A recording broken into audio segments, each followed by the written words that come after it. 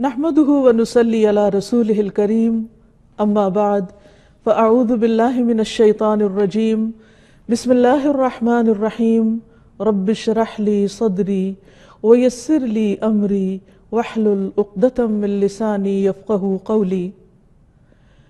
ناظرین، پروگرام اللہ کے خوبصورت نام کے ساتھ آپ کی خدمت میں حاضر ہیں۔ آج سے ہم انشاءاللہ العزیز اللہ سبحانہ وتعالیٰ کے خوبصورت ناموں کے بارے میں جانیں گے۔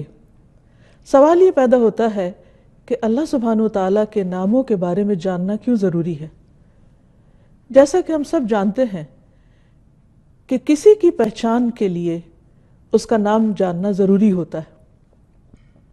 عام روزمرہ زندگی میں بھی ہم دیکھتے ہیں کہ کسی بھی چیز کے ساتھ خوبصورت تعلق، خوبصورت معاملہ اور اس کی خوبصورت پہچان اسی وقت ہوتی ہے جب ہمیں اس کا نام معلوم ہوتا ہے۔ اللہ سبحانہ وتعالیٰ نے آدم علیہ السلام کو پیدا کرنے کے بعد سب سے پہلے انہیں تمام چیزوں کے نام سکھائے تھے تاکہ جس دنیا میں وہ بھیجے جا رہے ہیں اس دنیا سے وہ صحیح طور پر فائدہ اٹھا سکیں۔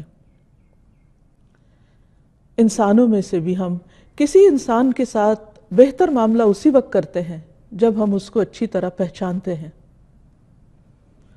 کسی بھی تعلق میں جتنی اچھی پہچان ہوتی ہے، دوسرے کی شخصیت کے بارے میں جتنا زیادہ ہم جانتے ہیں، اس کے ساتھ پھر اسی کے لیول اور اسی کے درجے کے مطابق ہم اس کے ساتھ معاملہ کرتے ہیں، اور پھر معاملے میں آسانی بھی ہوتی ہے، کام بھی آسان ہوتے ہیں اور زندگی خوشگوار ہوتی ہے۔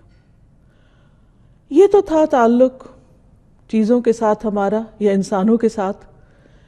ہم پر سب سے بڑا حق ہمارے رب کا ہے، جس نے ہمیں پیدا کیا، جو ہمیں رزق دیتا ہے، جس کی طرف ہمیں واپس لوٹ کر جانا ہے۔ اس کے ساتھ ہمارا تعلق اسی وقت درست ہو سکتا ہے جب ہم اس کو پہچانتے ہوں، اور اس کی پہچان کے لیے اس کے ناموں کو جاننا، اس کی صفات کو جاننا بے حد ضروری ہے۔ اللہ سبحانہ وتعالیٰ نے ہمیں اپنی عبادت کے لیے پیدا کیا ہے۔ اس عبادت کا حق اس وقت تک ادا ہی نہیں ہو سکتا جب تک ہم اپنے معبود کو، یعنی جس کی ہم عبادت کرتے ہیں، اس کو جانتے نہ ہوں۔ ہم اس پر ایمان رکھتے ہیں، لیکن ایمان اس وقت تک کامل نہیں ہو سکتا جب تک ہم اس کو جانتے نہ ہوں جس پر ہم ایمان رکھتے ہیں۔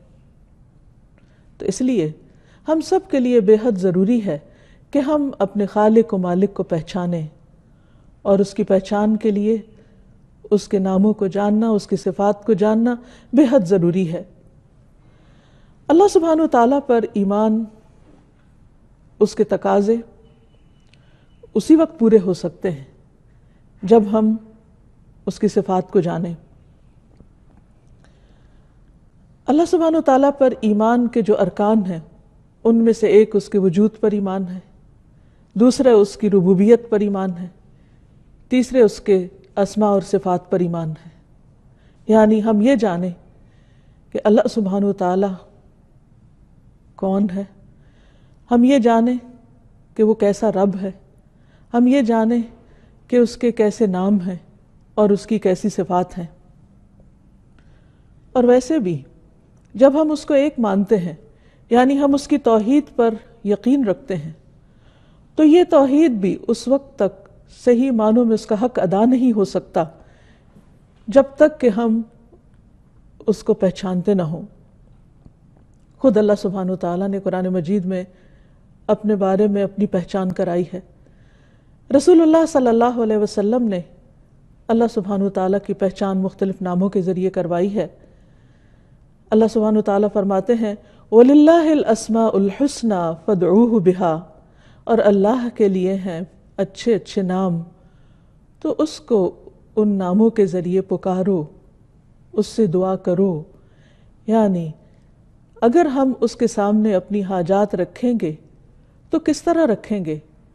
ظاہر ہے اس کو پکار کر، اور کس طرح پکاریں گے؟ اس کے ناموں کے ساتھ ہی۔ مثلا جب ہم بخشش چاہیں تو کیا کہیں گے؟ یا غفور اغفر لی، اے بہت زیادہ بخشش فرمانے والے تو مجھے بخش دے۔ اگر ہم اپنے لیے حفاظت اور پروٹیکشن چاہیں گے تو اس کے نام یا حفیظوں کے ساتھ پکاریں گے، اے حفاظت کرنے والے تو میری حفاظت فرما۔ جب ہم اپنے لیے رحمت چاہیں گے تو کیسے پکاریں گے؟ یا رحیم ارحمنی، اے رحمت فرمانے والے تو مجھ پر اپنی رحمت فرما۔ اسی طرح اس کے ناموں کے ساتھ اس کو پکارنا اس کی عبادت بھی ہے۔ اور عبادت کس طرح کہ ان ناموں کو جان کر پھر اس کے ساتھ جو ہمارا درست تعلق ہوگا اس کا حق ہم کس طرح ادا کریں گے، اس حق کو اپنے اوپر پہچاننا، اپنے بارے میں جاننا اور اس کے مطابق اس کے ساتھ معاملہ کرنا، یہ دراصل اس کی عبادت کا بہترین طریقہ ہے۔ مثلا جب ایک انسان گناہ کرتا ہے اور وہ اللہ سبحانہ وتعالیٰ کی طرف پلٹنا چاہتا ہے، معافی مانگنا چاہتا ہے، تو جب تک وہ یہ نہیں جانتا کہ اس کا رب بہت زیادہ معاف کرنے والا ہے، توبہ قبول کرنے والا ہے، تو وہ توبہ کس طرح کرے گا، کس قسم کی توبہ کرے گا۔ اسی طرح اگر انسان اپنی زبان سے اپنے رب کا ذکر کرتا ہے تو جب تک وہ یہ نہیں جانتا کہ رب سنتا ہے تو وہ ذکر کیوں کرے گا اور وہ کس قسم کا ذکر کرے گا۔ ہاں جب وہ جان لے گا کہ اس کا رب بہت زیادہ سننے والا ہے، وہ نہ صرف یہ کہ ہماری ظاہری آوازوں کو سنتا ہے بلکہ وہ ہمارے دل کے اندر اٹھنے والے خیالات تک اور اندر کی سسکیوں تک کو سنتا ہے۔ پھر اسی طرح جب ہم عام روزمرہ زندگی میں کوئی عمل کریں تو ہمارے اعمال کو چونکہ وہ دیکھتا ہے، تو اگر ہم یہ جانتے ہوں کہ وہ البصیر ہے، دیکھنے والا ہے، تو یقیناً ہمارا طرز عمل بدل جائے گا۔ اسی طرح اگر ہم یہ جانتے ہوں کہ وہ ہمارے دل کے اندر اٹھنے والے خیالات اور وسوسوں تک کو جانتا ہے، تو یقیناً ہم اس کے اللطیف ہونے پر یقینی طور پر ایمان رکھیں گے۔ تو بہرحال اللہ سبحانہ وتعالیٰ کے ساتھ زندگی کے ہر معاملے میں، ہر لمحے میں، ہر موقع پر اسی وقت تعلق درست ہو سکتا ہے جب ہم اس کی مختلف صفات کو اس موقع کی مناسبت سے جانیں گے اور پہچانیں گے۔ پھر یہ بھی یاد رکھیے کہ اس علم کا حاصل کرنا تمام علوم سے زیادہ ضروری ہے، کیونکہ اللہ سبحانہ وتعالیٰ کا حق ہم پر سب سے زیادہ ہے، اور اس کا حق ادا کرنے کے لیے اس کی پہچان ضروری ہے، اور اس کی پہچان کے لیے علم حاصل کرنا ضروری ہے۔ قرآن مجید میں اللہ تعالیٰ فرماتے ہیں فَعْلَمْ أَنَّهُ لَا إِلَهَ إِلَّا هُوَ، جان لو کہ اس کے سوا کوئی الہ نہیں مگر وہی۔ گویا اس کے ایک الہ ہونے کو جاننا اور اس کو سمجھنا بھی ضروری ہے، اور اس سمجھ کے لیے ہمیں قرآن و سنت کے مطالعے کی ضرورت ہے، کیونکہ اللہ سبحانہ وتعالیٰ کے حقیقی نام خود اللہ سبحانہ وتعالیٰ کے سوا کوئی نہیں بتا سکتا۔ اس نے وحی کے ذریعے اپنے نام اور اپنی صفات کا ذکر قرآن مجید میں کیا، اور اپنے ناموں کے بارے میں خود رسول اللہ صلی اللہ علیہ وسلم کو بذریعہ وحی علم عطا کیا۔ اس لیے اگر ہم واقعی اس کو جاننا چاہتے ہوں تو ہمارے لیے یہ دو بڑے سورسز یعنی قرآن و سنت کا مطالعہ ضروری ہے۔ تو انشاءاللہ ہم اپنے اس پروگرام میں اللہ سبحانہ وتعالیٰ کے ان خوبصورت ناموں کی پہچان قرآن و سنت کے ذریعے آپ کے سامنے رکھیں گے، تاکہ ہم اللہ تعالیٰ کا حق صحیح طور پر ادا کر سکیں، اور اگر ہم اس کا حق ادا کریں گے تو وہ ہم سے راضی ہوگا، اور اگر وہ ہم سے راضی ہوگا تو ہی ہمارے لیے کامیابی اور نجات کی راہ کھلے گی۔ جیسا کہ عرض کیا کہ اللہ سبحانہ وتعالیٰ کی وحدانیت کو جاننے کے لیے بھی خود اللہ سبحانہ وتعالیٰ ہی کی طرف رجوع کرنا پڑے گا، جس کے بارے میں اللہ سبحانہ وتعالیٰ نے خود حکم بھی دیا۔ اسی طرح رسول اللہ صلی اللہ علیہ وسلم نے فرمایا جو شخص اس حال میں فوت ہوا کہ اسے علم تھا کہ اللہ کے سوا کوئی معبود برحق نہیں تو وہ جنت میں داخل ہوگا۔ گویا جنت میں داخلے کے لیے بھی ضروری ہے کہ اس کے ایک ہونے کے بارے میں صحیح علم حاصل کیا جائے، اور اگر یہ علم ہوگا تو یقینی طور پر اس علم کے مطابق انسان کا عمل بھی بدلے گا، اور وہ ویسا ہی ہوگا عمل پھر جو رب کو راضی کرنے والا ہوگا۔ پھر اسی طرح ایمان میں اضافے کے لیے بھی ضروری ہے کہ انسان اللہ سبحانہ وتعالیٰ کے اسماء و صفات کو جانے۔ انسان کا ایمان جس درجے میں بڑھتا ہے اس کا عمل اسی درجے میں خوبصورت ہوتا ہے، کیونکہ اس کی پہچان جتنی زیادہ ہوگی، اس کا احساس دل میں جتنا زیادہ گہرا ہوگا، اسی اعتبار سے انسان کی عبادت کے اندر حلاوت پیدا ہوگی، اس میں لطف پیدا ہوگا، اور انسان دل و جان کے ساتھ، دل کے نشاط اور سرور کے ساتھ اللہ سبحانہ وتعالیٰ کے آگے جھکے گا۔ مثلاً عام طور پر ہم اس کی عبادت کرتے ہیں، نماز پڑھتے ہیں۔ بہت سے لوگوں کے لیے نماز ایک بہت بھاری کام ہوتی، کیوں؟ اس لیے کہ وہ رب کو جانتے ہی نہیں، وہ پہچانتے نہیں، وہ اس کی قدر نہیں پہچانتے، اس لیے نماز ان کے لیے بس ایک مکینیکل عمل ہوتی ہے، کچھ چند حرکات کا نام ہوتی ہے جس کو وہ اپنے روزمرہ کے اسکیجول میں سے وقت نکال کر اس مخصوص وقت میں اس کے حضور حاضر ہونے کو ایک بہت مشکل کام سمجھتے ہیں۔ لیکن جو انسان اللہ تعالیٰ کو پہچانتا ہو کہ وہ کون ہے، کتنی عظیم ہستی ہے، اور اس کی عظمت اس کے دل میں جاگزیں ہو جائے، تو پھر ہو نہیں سکتا کہ اس کا دل اس کی عبادت کی طرف کھینچا نہ چلا جاتا ہو، کیونکہ یہ انسان کی عام کمزوری ہے کہ جس چیز کو بھی وہ اہمیت دیتا ہے، جس چیز کے اندر وہ اپنا فائدہ سمجھتا ہے، اس چیز کی طرف بغیر کسی کے کہے بھی کھنچتا چلا جاتا ہے، دوڑتا چلا جاتا ہے۔ مثلاً دنیا میں ہم دیکھتے ہیں کہ ہم انسان کو مال سے محبت ہے، تو جہاں اس کو معلوم ہوتا ہے کہ اسے مال حاصل ہوگا، وہ کسی کو کہنے کی ضرورت نہیں ہوتی، انسان خود دوڑ کر ان راستوں اور ان جگہوں پہ پہنچتا ہے جہاں سے اس کو مال حاصل ہوتا ہے۔ اسی طرح اگر کسی انسان کو دنیا کا کوئی علم چاہیے، کوئی ڈگری چاہیے، تو وہ پوری کوشش کرتا ہے کہ اسے کسی ایسی یونیورسٹی میں داخلہ ملے، کسی ایسی جگہ پر وہ چلا جائے کہ جہاں اس کی مرضی کے مطابق اسے علم حاصل ہو سکے۔ کسی کے کہنے پر اور کسی کے ابھارنے پر وہ اس طرف نہیں چلتا، بلکہ وہ خود اپنے دل کے شوق اور محبت کے ساتھ اور اپنی طلب اور تڑپ کے ساتھ اس راستے پر چلتا ہے۔ اسی طرح انسان کو دنیا میں جس بھی چیز کی چاہت ہوتی ہے وہ اس کے لیے راہیں نکال لیتا ہے۔ تو جب انسان کو اللہ سبحانہ وتعالیٰ کی پہچان ہو جاتی ہے تو پھر اللہ سبحانہ وتعالیٰ کی طرف جانے اور اس کی عبادت کرنے اور اس کے آگے جھکنے میں انسان کو مشکل پیش نہیں آتی۔ حقیقت یہ ہے کہ اللہ کی پہچان دلوں کے اطمینان کا سبب ہے، اللہ کی پہچان روح کے تزکیے کا ذریعہ ہے، اللہ کی پہچان عبادت میں لطف کا ذریعہ ہے۔ اس لیے ان ناموں کو جاننا، اس کی صفات کو جاننا بے حد ضروری ہے۔ پھر یہ کہ ہم سب بحیثیت مسلمان یہ بات جانتے ہیں کہ اللہ تعالیٰ نے ہمیں اپنی عبادت کے لیے پیدا کیا ہے۔ قرآن مجید میں اللہ تعالیٰ فرماتے ہیں وَمَا خَلَقْتُ الْجِنَّ وَالْإِنسَ إِلَّا لِيَعْبُدُونَ، کہ میں نے جن و انس کو اپنی عبادت کے لیے پیدا کیا ہے۔ مجاہد کہتے ہیں کہ إِلَّا لِيَعْبُدُونَ کا مطلب ہے إِلَّا لِيَعْرِفُونَ، کہ وہ مجھے پہچانے، یعنی عبادت کی بھی اصل روح کیا ہے؟ اللہ کی پہچان۔ اور جیسی پہچان ہوگی، جیسی معرفت ہوگی، ایسی ہی اس کی ذات پر یقین اور اس پر اعتماد ہوگا، اور جیسا یقین اور اعتماد ہوگا اسی کے مطابق اس کی طرف رجوع ہوگا۔ انسان کی زندگی میں مختلف طرح کے اتار چڑھاؤ آتے رہتے ہیں، کوئی بھی 2 دن ایک جیسے نہیں ہوتے۔ کبھی انسان کا دل خوش ہوتا ہے اور کبھی اداس ہوتا ہے، کبھی وہ کسی خوف کی حالت میں ہوتا ہے اور کبھی کسی غم کی حالت میں ہوتا ہے۔ اگر دیکھا جائے تو انسان کی زندگی کے کوئی بھی 2 دن برابر نہیں ہوتے۔ ایک دن اگر انسان خوش ہے تو دوسرے دن اداس ہوگا، ایک دن خوف کی حالت میں ہے تو دوسرے دن غم کی حالت میں۔ انسان کی یہ بدلتی ہوئی کیفیات بعض اوقات خود اس کے اپنے کنٹرول میں بھی نہیں ہوتی۔ ایسے میں انسان اپنے آپ کو انتہائی کمزور محسوس کرتا ہے اور اس کو کسی بڑے سہارے کی ضرورت ہوتی ہے۔ عام طور پر انسان پھر کس کا سہارا لیتا ہے؟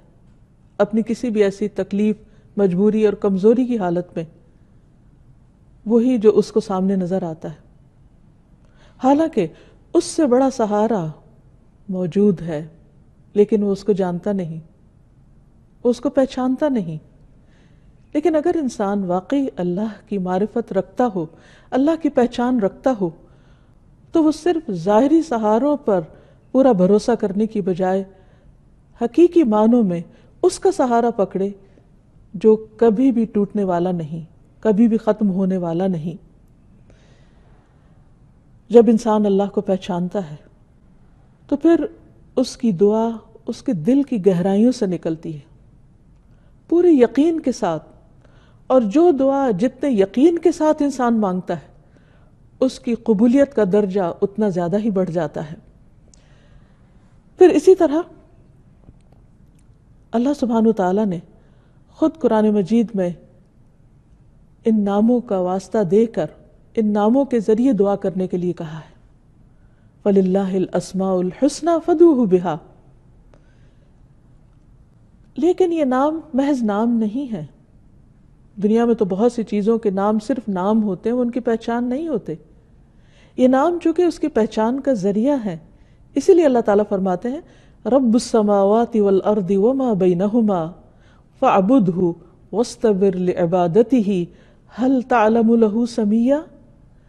رب ہے آسمانوں اور زمین کا اور ان دونوں کے درمیان کی چیزوں کا، سو اس کی عبادت کرو اور اس کی عبادت پر خوب جمے رہو۔ کیا تم اس کا کوئی ہم نام جانتے ہو؟ یعنی اس کے سوا کوئی اور ایسا ہے کہ جس سے تم دعا کرو گے، جس کو تم پکارو گے، جو حقیقی معنوں میں تمہاری مدد کر سکتا ہو، جو تکلیف کے وقت تمہاری تکلیف دور کر سکتا ہو، جو تمہارے دل کو تھام سکتا ہو؟ کوئی بھی تو اور نہیں، کیونکہ اس کے سوا باقی سب تو مخلوق ہیں، اور ساری مخلوق خالق کے مقابلے میں کمزور ہے۔ وہ جس نے بنایا اور وہ جو بنائے گئے دونوں برابر نہیں ہو سکتے۔ اس لیے انسان جب اللہ تعالیٰ کو پہچانتا ہے تو پھر حقیقی معنوں میں اس سے ٹوٹ کر دعا مانگتا ہے، اور اس طرح وہ اپنے حقیقی مطلوب کو پا لیتا ہے، اور حقیقی معنوں میں پھر اسے اللہ کی مدد بھی حاصل ہوتی ہے، جو انسان کے لیے نہ صرف اس دنیا میں بلکہ اس کی آخرت میں بھی بہت ضروری ہے، جب باقی سب سہارے ساتھ چھوڑ جائیں گے، جب اپنے قریبی پیارے عزیز رشتہ دار دوست بھی کام نہ آئیں گے، اس وقت وہی رب اکیلا ہم سب کا مددگار ہوگا، ان کا مددگار ہوگا جو آج دنیا میں اس سے صحیح طور پر تعلق قائم کرتے ہیں اور اپنی جلوتوں اور خلوتوں میں اس کو پکارتے ہیں، جس کے ساتھ ان کا تعلق صرف زبان کا تعلق نہیں ہوتا، حقیقی معنوں میں دل کا تعلق ہوتا ہے۔ ایسے لوگ دنیا میں چلتے پھرتے بظاہر دنیا کے کام کاج کرتے نظر آتے ہیں، لیکن اپنے رب کی پہچان کی وجہ سے دل میں ہر وقت اس رب کی محبت محسوس کرتے ہیں۔ رب کی محبت ہمارے دل کی غذا ہے، ہماری روح کی غذا ہے، ہمارے عمل کی طاقت ہے، اور ہمیں اس دنیا میں صحیح رستے پر چلنے میں مددگار ہے۔ وہ دل کی ایسی روشنی ہے جس کے بغیر صحیح اور غلط کا فرق معلوم نہیں ہو سکتا۔ رب کی پہچان دلوں کی وہ روشنی ہے کہ جس کے بغیر انسان اچھے اور برے میں صحیح معنوں میں تمیز نہیں کر سکتا، جس کے بغیر وہ صحیح اور غلط کا فرق نہیں جان سکتا۔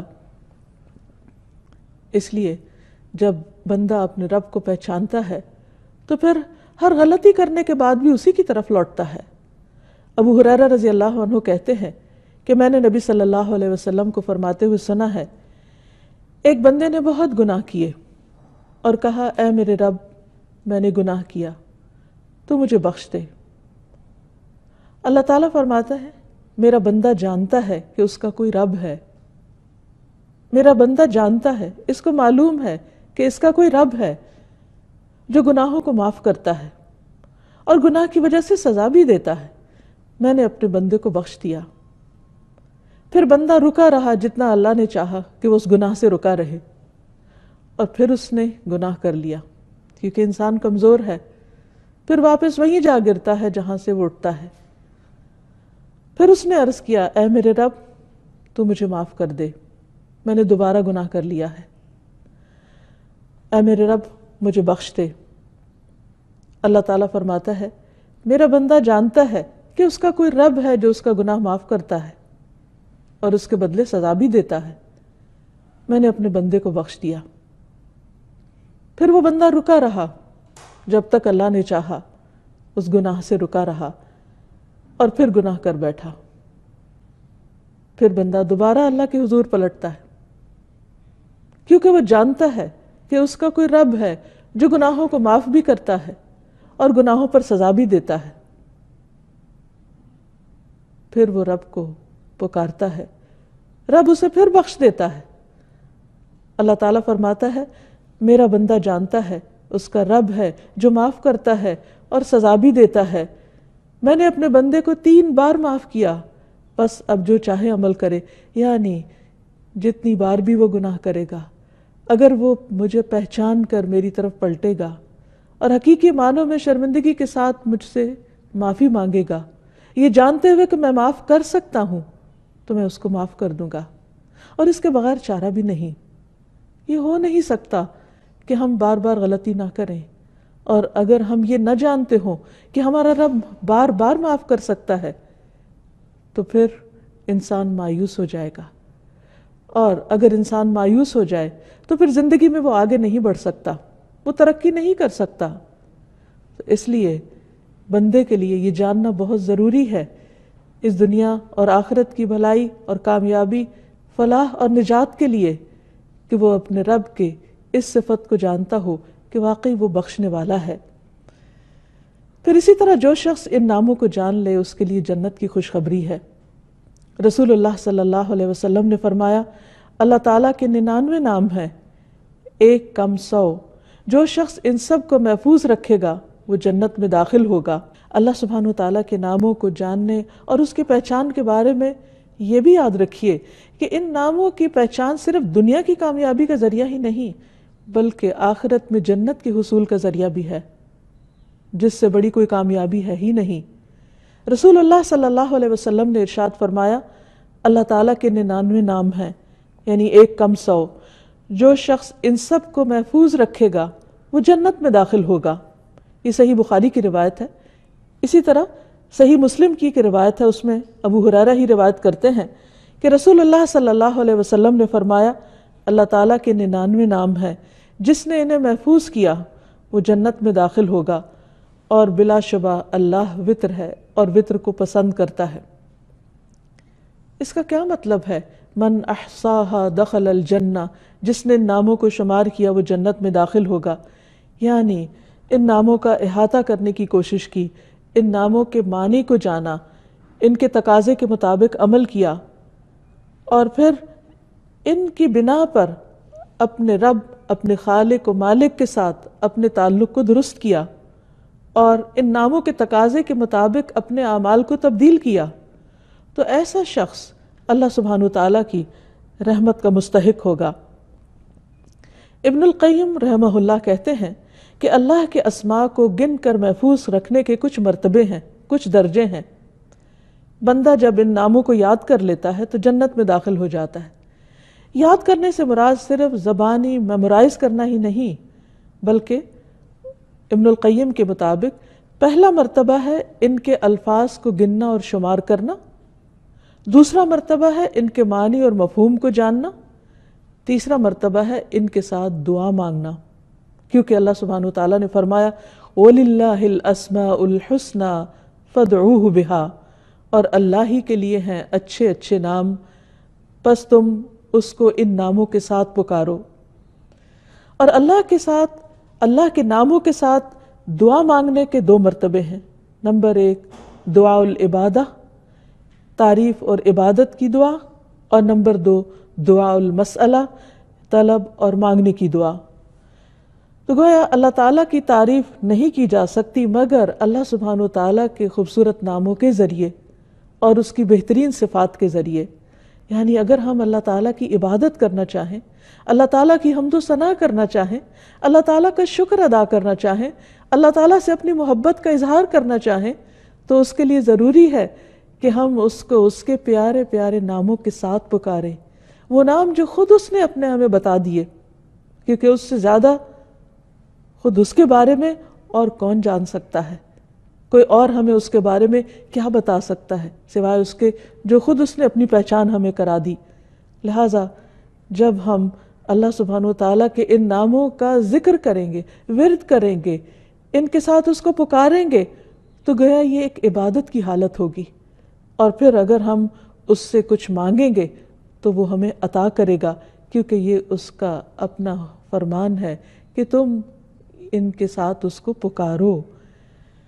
اور یہاں یہ بات بھی پھر یاد رہے کہ یہ نام خود اس نے ہمیں بتائے ہیں، لہٰذا ان ناموں کی مناسبت کے ساتھ اپنی حاجات پیش کرنا، اس سے سوال کرنا، اس سے دعا مانگنا اس کو پسند ہے۔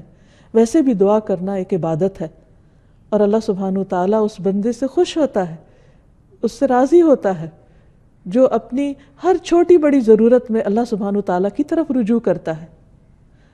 اور اس میں بندے کے لیے عین سعادت ہے، خوش قسمتی ہے کہ اللہ نے اپنے بندوں کو اپنا ہی محتاج کیا، جو ان کا حقیقی مالک ہے اور ان کو سب کچھ دینے پر قادر ہے، انہیں دوسری مخلوقات کے تابع نہیں کیا۔ باقی مخلوقات درخت ہوں یا پتھر ہوں، زمین ہو یا آسمان ہو، ستارے ہوں یا چاند ہوں، یہ سب تو انسان کی خدمت میں لگے ہوئے ہیں۔ یہ انسان کے الہ ہو نہیں سکتے، انسان کے معبود ہو نہیں سکتے، اور حقیقی معبود وہی ہے جو ان سب کا خالق ہے، اور وہی ہم سے چاہتا ہے کہ ہم باقی تمام چیزوں کی غلامی سے آزاد ہو کر صرف اس کے غلام بن جائیں، صرف اس کے بندے بن جائیں، تعریف بھی کریں تو اس کی، شکر ادا کریں تو اسی کا، مانگیں تو اسی سے، اور گناہ کر لیں تو پلٹیں بھی اسی کی طرف جو شرمندہ نہیں کرتا، جو پکارتا ہے کہ اے دن کے گناہگار تو رات کو لوٹا، میں تجھے معاف کر دوں گا، اور اے رات کے گناہگار تو دن کو پلٹا، میں تجھے معاف کر دوں گا۔ اگر تیرے گناہ آسمان کے کناروں تک پہنچ جائیں تو میں اتنی ہی مغفرت کے ساتھ تجھے ملوں گا اور میں تجھے معاف کر دوں گا۔ وہ ہمارا اپنا رب ہے، وہ تمام بندوں اور تمام مخلوق سے زیادہ ہم سے محبت کرنے والا ہے۔ ہماری نجات اسی کے دامن میں ہے، اسی کی طرف رجوع کرنے میں ہے۔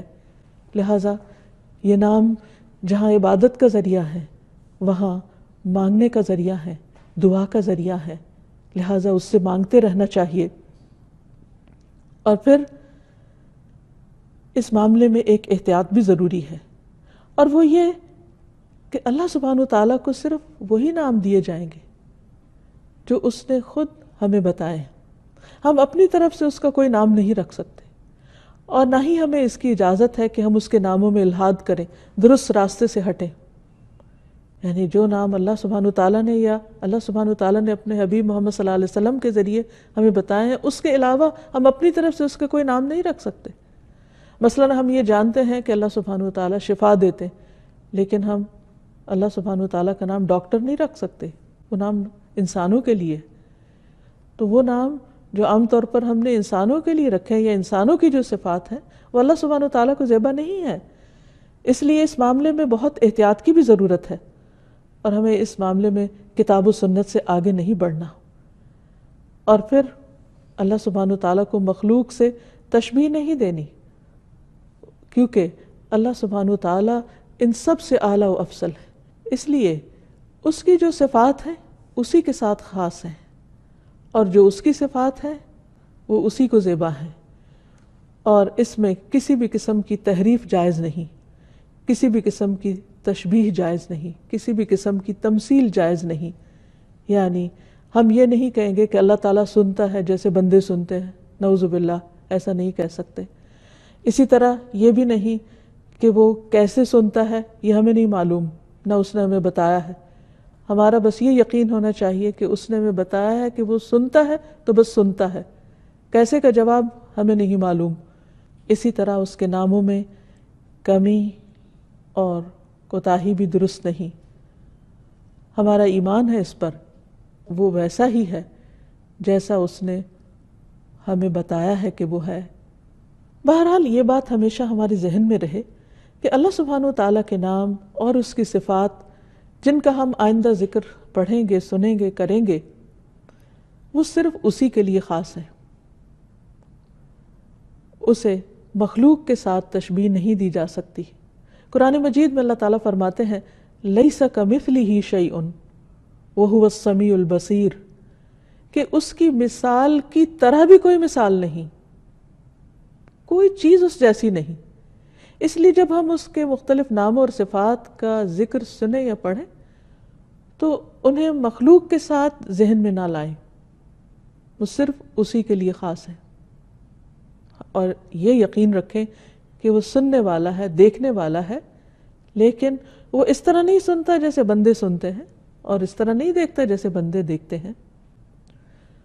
تو یہاں چلتے ہوئے یہ بات بھی ذہن میں رہے کہ اللہ سبحانہ وتعالیٰ کے ناموں اور صفات کو جاننے کے لیے کچھ قواعد، کچھ طریقے اور کچھ اصول ہیں جن کو ذہن میں رکھنا ضروری ہے۔ پہلی چیز یہ کہ اللہ سبحانہ وتعالیٰ کے سارے ہی نام اچھے ہیں۔ اللہ لا الہ الا ہوا لہ الاسماء الحسنی، اللہ وہ ہے جس کے سوا کوئی معبود برحق نہیں، سب سے اچھے نام اسی کے ہیں۔ ایک اور جگہ پر فرمایا قل ادعوا اللہ او ادعوا الرحمن ایما تدعوا فلہ الاسماء الحسنی، کہہ دو اللہ کو پکارو یا رحمان کو پکارو، تم جس کو بھی پکارو گے سو یہ بہترین نام اسی کے ہیں۔ یعنی اللہ سبحانہ وتعالیٰ تو ایک ہے، اس کی صفات بہت ساری ہیں، جس بھی صفت کے ذریعے، جس بھی نام کے ذریعے اس کو پکارو گے تو اصل میں پکارنا تو اسی کو ہے۔ ایک اور جگہ پر فرمایا هو اللہ الخالق البارئ المصور لہ الاسماء الحسنی یسبح لہ ما فی السماوات والارض وہو العزیز الحکیم، وہ اللہ ہی ہے جو خالق ہے، جو پیدا کرنے والا ہے، تصویر گری کرنے والا ہے، اسی کے ہیں اچھے اچھے نام۔ زمین و آسمان کی ہر چیز اس کی تسبیح بیان کر رہی ہے، اس کی پاکی بیان کر رہی ہے، اور وہ زبردست ہے، حکمت والا ہے۔ اس لیے قرآن مجید کی جتنی آیات میں اللہ سبحانہ وتعالیٰ کے ناموں کا ذکر آتا ہے، اس کی صفات کا ذکر آتا ہے، وہاں حسنہ کا لفظ ساتھ ہی آتا ہے، اور حسنہ کا معنی ہوتا ہے وہ چیز جو حسن اور خوبی کی انتہا کو پہنچی ہوئی ہو، یعنی مبالغہ کا صیغہ، یعنی جس میں مبالغہ ہے۔ تو اللہ تعالیٰ کے یہ نام صرف نام نہیں بلکہ اس کی صفات ہے، اور اس کی یہ صفات کمال کی، ان میں کمال بھی ہے، ان میں جمال بھی ہے، ان میں جلال بھی ہے۔ تو ان تمام صفات کے ساتھ ہمیں اس کے ناموں کو جاننا ہے، اس کی پہچان کرنی ہے۔ پھر اسی طرح یہ بھی یاد رکھیے کہ یہ حسن دو طرح سے ہے۔ ایک تو یہ کہ یہ اپنی جگہ، یہ الفاظ بڑے خوبصورت ہیں جن کے ذریعے یہ صفات ہمیں معلوم ہوتی ہیں، اور دوسرے سے اعتبار سے کہ ایک نام کو جب دوسرے نام کے ساتھ ملا کر ذکر کیا جاتا ہے تو بعض اوقات بظاہر دیکھنے میں وہ دو بالکل مختلف صفات ہوتی ہیں، لیکن وہ دو جب اکٹھی آتی ہیں تو ان کے اندر ایک اور ہی خوبصورتی اور ایک زبردست حسن پیدا ہو جاتا ہے، جس کے انشاءاللہ آئندہ ہم تفصیلات پڑھیں گے۔ مثلا یہاں بھی ہم دیکھتے ہیں کہ جیسے اللہ سبحانہ وتعالیٰ کی ایک صفت العزیز ہے اور دوسری الحکیم ہے، عموماً قرآن مجید میں دو صفات اکٹھی آتی ہیں۔ العزیز کا معنی ہے زبردست یا غلبے والا، جس میں قوت کا اظہار پایا جاتا ہے، اور دوسری طرف الحکیم حکمت والا، وزڈم والا۔ یعنی اللہ سبحانہ وتعالیٰ جہاں قوت، اقتدار، غلبے اور جبروت کے مالک ہیں، وہاں دوسری طرف وہ بہت حکمت والے ہیں۔ عموماً کیا ہوتا ہے کہ جب کسی کے پاس قوت آ جاتی تو وہ اس قوت کو جیسے چاہتا ہے استعمال کرتا ہے، لیکن اللہ سبحانہ وتعالیٰ اپنی ان تمام قوتوں کو حکمت کے ساتھ استعمال کرتے ہیں۔ اور پھر آخر میں یہ کہ اللہ تعالیٰ کے نام صرف کسی مخصوص تعداد یا مقدار میں نہیں، بلکہ اس کے کچھ نام ایسے ہیں جو اس نے اپنے خزانہ غیب میں رکھے ہوئے ہیں، اور کچھ نام اس کی کتاب میں ہیں، اور کچھ نبی صلی اللہ علیہ وسلم کے ذریعے ہمیں بتائے گئے ہیں۔ جیسے کہ ایک دعا سے ہمیں پتہ چلتا ہے اسألک بکل اسم هو لک سمیت به نفسک او انزلتہ فی کتابک او علمتہ احدا من خلقک اب استأثرت به فی علم الغیب عندک، کہ اے اللہ میں تجھ سے تیرے ہر نام کے واسطے سے دعا کرتا ہوں، وہ نام جو تو نے اپنی ذات کے لیے رکھے، یا وہ نام جو تو نے اپنی کتاب میں اتارے، یا وہ نام جو تو نے اپنے مخلوقات میں سے کسی کو سکھا دیے، یا وہ نام جو تو نے اب تک اپنے خزانہ غیب میں محفوظ فرما رکھے، یعنی کسی کو بھی نہیں بتایا کیونکہ وہ اس سے بے نیاز ہے۔ تو میں تیرے ان تمام ناموں کے ذریعے تجھ سے دعا کرتا ہوں۔ تو یاد رکھیے کہ اللہ سبحانہ وتعالیٰ کے صرف 99 یا 99 نیمز ہی نہیں، اس سے زیادہ ہیں۔ اس حدیث سے پتہ یہ چلتا ہے کہ اگر کوئی 99 بھی یاد کر لے گا تو وہ اس کے لیے جنت میں جانے کا راستہ آسان کر دیں گے۔ لیکن اس حدیث دوسری سے پتہ چلتا ہے کہ یہ نام اس سے کہیں زیادہ ہیں، اور کچھ تو اللہ تعالیٰ نے ہمیں بتائے ہیں اور کچھ بتائے بھی نہیں۔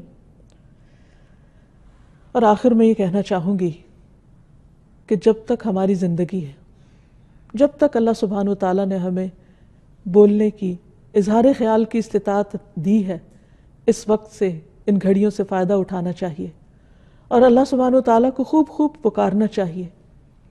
کہیں ایسا نہ ہو کہ مہلت کے یہ لمحات ختم ہو جائیں اور پھر ہم اپنے اعمال کے ساتھ اللہ کے حضور حاضر ہوں۔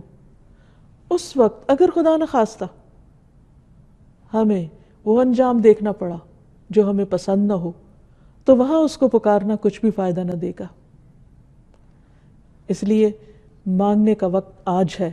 آئیے اللہ تعالیٰ سے دعا کریں کہ اے اللہ تو ہمیں اپنے تمام ناموں کے وسیلے سے، اپنے تمام ناموں کے ذریعے ہم پر اپنی رحمت فرما، ہمیں ان کی پہچان کروا دے، ہمیں اپنی ذات کی وہ معرفت دے کہ جس سے ہمارے یقین اور ایمان میں اضافہ ہو، جس سے ہمارے لیے تیری عبادت آسان ہو، جس سے ہمارے اندر تیری محبت اور تیری چاہت کا ذوق پیدا ہو۔